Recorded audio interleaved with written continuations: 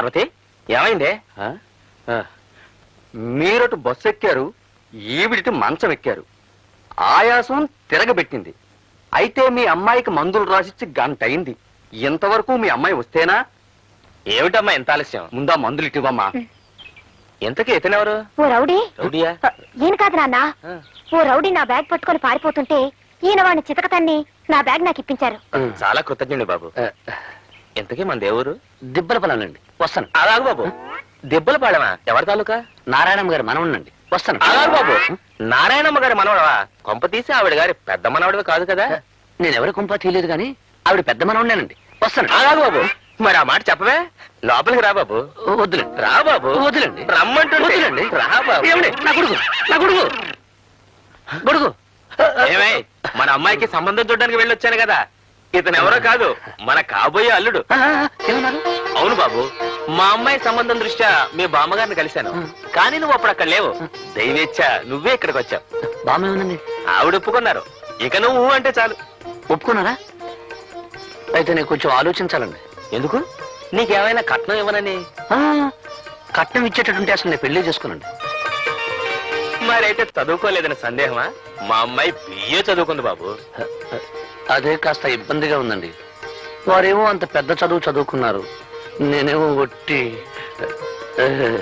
కావచ్చు, విద్య కంటే గుణం ముఖ్యం. ఈ పెళ్లికి ఒప్పుకో బాబు. నేను ఒప్పుకోవచ్చు అనుకోండి, కానీ చదువుకున్న వారు ఒప్పుకోవాలిగా. అమ్మాదేవి, నువ్వేమంటావమ్మా? ఈ పెళ్లి నీకు ఇష్టమేనా? నానా, మీ ఇద్దరి మాట నేను ఎప్పుడైనా కాదా నానా? మీ ఇష్టమే నా ఇష్టం. మా అమ్మాయి ఒప్పుకుంది, మరి మీరు? మీరు ఒప్పుకున్నారు, వారు ఒప్పుకున్నారు, మీరు కూడా ఒప్పుకున్నారు, బామ్మ ఒప్పుకుంది, నేను ఒప్పుకున్నాను. దాని ఏముందండి. అలాగే వెళ్ళొస్తాను మామయ్య, వెళ్ళొస్తాను అత్తగారు, వెళ్ళొస్తాను పెళ్ళగారు.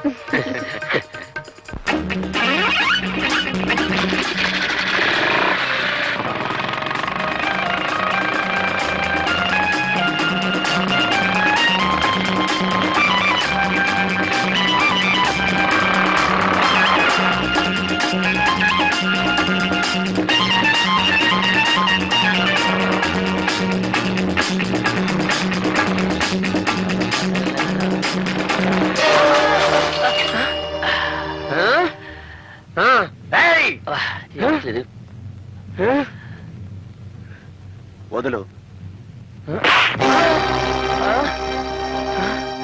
రిక్షా వాడిని నన్ను కొడతావా నువ్వు?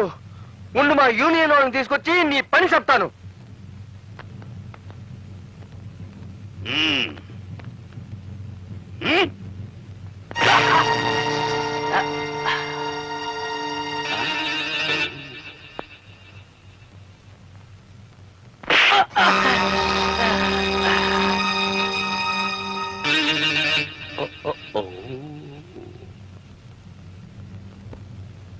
ఈ చొక్క పట్టుకో, వాడి సంగతి నేను చెప్తాను.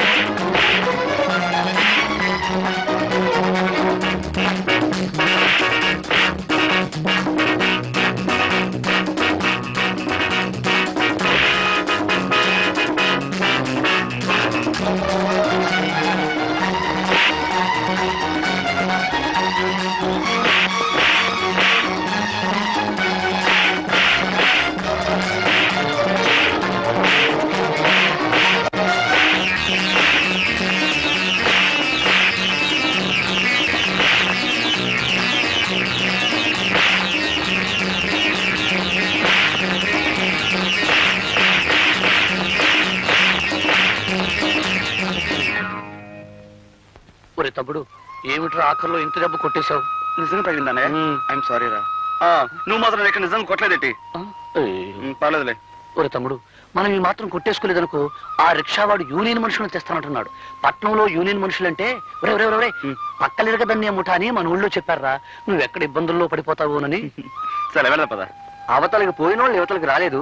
ఏమయ్యారు ఇద్దరు? అటురా.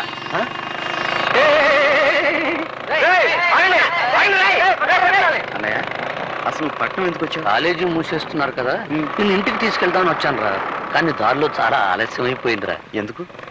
ఏం జరిగిందన్నయ్య? ఇక్కడ ఓ అందమైన చదువుకున్న అమ్మాయి నన్ను పెళ్లి చేసుకుంటానంటుందిరా. అయితే నేను చదువుకున్న అమ్మాయిని పెళ్లి చేసుకుంటాను. ఏమిట్రా నీకేమైనా మర్చిపోయిందా? ఎంత చదువు చదివి పల్లెటూరు పిల్లని చేసుకుంటే నలుగురు నవ్విపోతారు. అది కాదు బామ్మ, ఇన్నాళ్ళు నువ్వు రెక్కలు ముక్కలు చేసి మమ్మల్ని పెంచావు.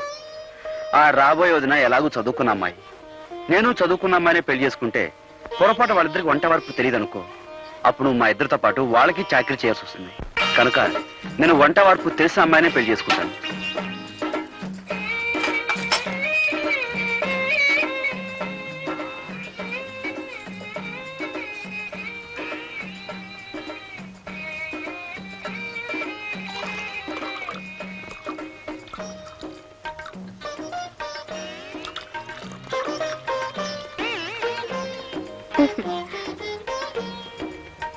నీ వంట వరపు ఏడ్స్ మొహం గడుకున్నట్టే ఉంది. ఇద్దరి కాఫీ కలపడానికి ఇంత గంగాళమా? ఇటుబు నా బొంద.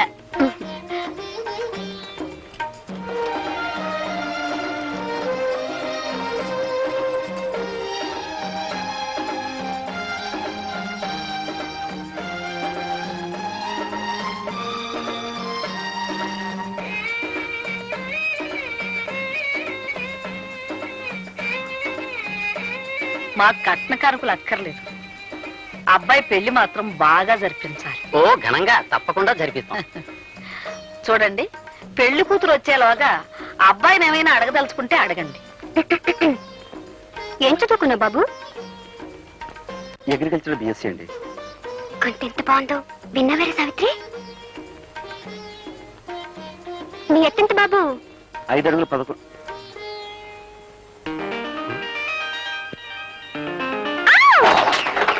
ఏమిటా చప్పుడు?